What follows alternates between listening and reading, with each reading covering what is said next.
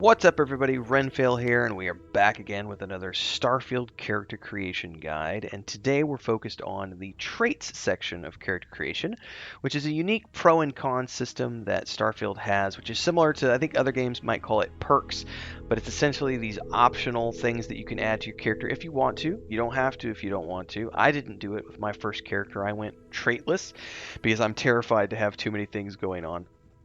But there's a lot of different options here, and we're going to dive into those today with this guide. If you're new to the game, and you're like me, and you didn't get anything spoiled before the launch, that's what this guide is for those of you who want to learn a little bit more before you dive into character creation on your own. So without further ado, we're going to get into things. But before we do, don't forget to like, subscribe, and hit that bell icon so you never miss an update. Join the Discord, links are down below. And don't forget, daily streams at 11 a.m., plus a ton of other playlists. So check it all out. Let's get into character creation, everybody. So once you're in the trait screen here at the end of the character creation, you're going to have a variety of options here, and you can scroll down. We're going to go through all these as we go through this guide, but essentially you'll notice here below, right in the middle, it says traits 0 out of 3, and then they're all optional. So you can choose 1, you can choose 2, you can choose 3, or you can go with none. And these all have various things that they add to your character, which some of them are really cool and some of them are really terrifying. So the alien DNA one says you volunteered for a controversial experiment that combines alien and human DNA. So you start off with increased health and oxygen, but healing and food items aren't as effective. You do have a dream home if you want. It's a luxurious customizable house on a peaceful planet, but unfortunately you also come saddled with debt in the form of a 125,000 credit mortgage with Galbank that you have to pay off weekly, which means pretty much all of your money for the first, I don't know, however many sessions you're going to be playing are going to go straight towards paying that off with interest, which is a little crazy. The empath means you are deeply connected to the feelings of others, which means when you're performing actions your companion's likes will result in a temporary increase in combat effectiveness, but if you do something they don't like, it's going to have the exact opposite effect. And there's the extrovert, which means you are a people person. Exerting yourself uses less oxygen when adventuring with human companions, but more when you're adventuring alone, which is the exact opposite, I'm assuming, of introvert, which we'll get to here in a little bit. The Freestar Collective Settler means you gain access to special Freestar Collective dialogue options, better rewards from some missions given by that faction, but crime bounties towards other factions is greatly increased, and you cannot be combined with any other faction allegiance trait, so that is a caveat.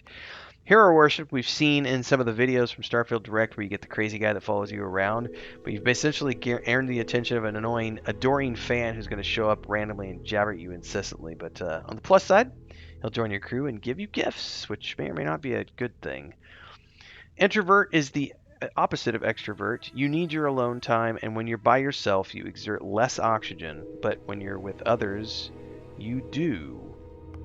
Kid stuff means your parents are alive and well and you can visit their home, but you will automatically send 2% of your credits home to them every week. And I've heard some really cool stuff about the voice actors for this, so I'll probably be diving into that one for sure at some point. And I'm also probably going to take the Neon Street Rat background at some point, the trait, excuse me. You grew up on the mean streets of Neon. You gain access to special dialogue options and better rewards from some missions on Neon, but crime bounties from other factions is greatly increased. You can also choose to become a member of the Enlightened, which gives you special chest-full items in the House of the Enlightened in New Atlantis, but you lose access to the Sanctum Universum chest. You can also go with the Raised Universal, which means you're part of the Sanctum Universum, but you can't get access to the House of the Enlightened chest. I don't know what these mean yet because I haven't gotten into those. Those are some sort of religion, I'm assuming. Serpent's Embrace, you grew up worshipping the Great Serpent. Grav jumping provides a temporary boost to health and oxygen, but health and oxygen are lowered if you don't continue jumping regularly like an addiction. That's crazy. Yeah, these are all religions, it says. Okay, perfect. Spaced.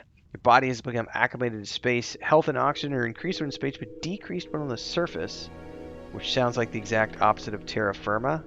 It is. Yeah, terra firma, you've got more on the surface, but decreased when you're in space. And then Taskmaster. Occasionally, if you have a crew trained in a certain ship system, that system will automatically repair itself to full health whenever it's damaged below 50%. However, all the crew cost twice as much to hire. Ouch. You You can also be a United Colonies native, which gives you access to United Colonies dialogue options and better rewards by some of the missions from those factions. But again, crime bounty by other factions is increased. And you can also choose to be wanted, which means someone's put a price on your head, and occasionally bounty hunters and mercenaries are going to show up and try to kill you. But you also get an edge when you're cornered. When your health is low, you do extra damage, which is really cool if you think about like a cornered rat or something, and like, no, you can't take me alive. Quick commercial break, everyone, to give a shout out to all of these amazing people who are the guild champions at the highest tiered membership here on our channel. And of course, all of the members who help keep me full time and doing this for your enjoyment.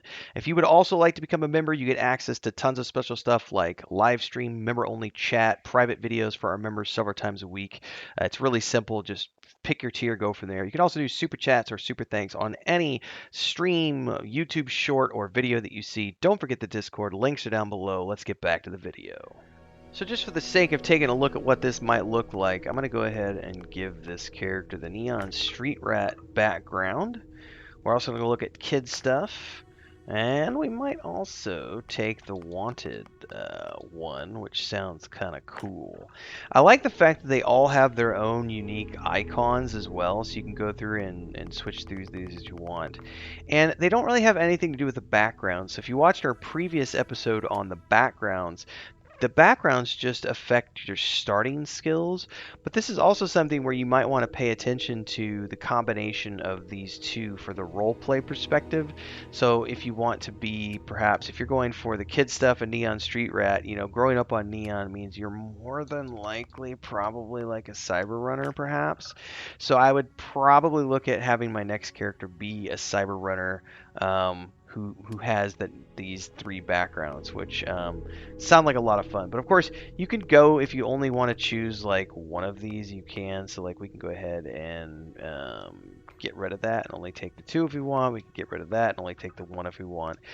So there's a lot of different ways to play this out based on your personal preferences. But again, these don't actually impact the background or the skills of your character. These are literally just roleplay options, which add a little bit of flair. For those of you who go back to Office Space, a little bit of flair for your character to add a little bit of extra something something to your gameplay for those of you who want it. Now, like I mentioned at the beginning, I chose not to take any traits during my first playthrough because they terrify me. I need to learn the game first, and once I get that underneath my belt, the second and third playthroughs, I'll definitely be coming through and picking different combinations to spice things up a little bit. But my first playthrough, I just wanted to do things simple, but hopefully I've been able to provide a little bit of clarity to you, because I know a lot of these options weren't available to the public before the game launched, but now it's out. We have full lists available. You can sink your teeth into, check out this guide, the full list, decide what traits you might want to take, what things you might not want to take. Maybe you don't want to take anything like me, but it's up to you. Love to hear your thoughts. Don't forget to like, subscribe, and hit that bell icon so you never miss an update. Daily streams at 11 a.m. Central Time. Don't forget the Discord. Links are down below. And until next time, everybody, stay safe and happy flying out there.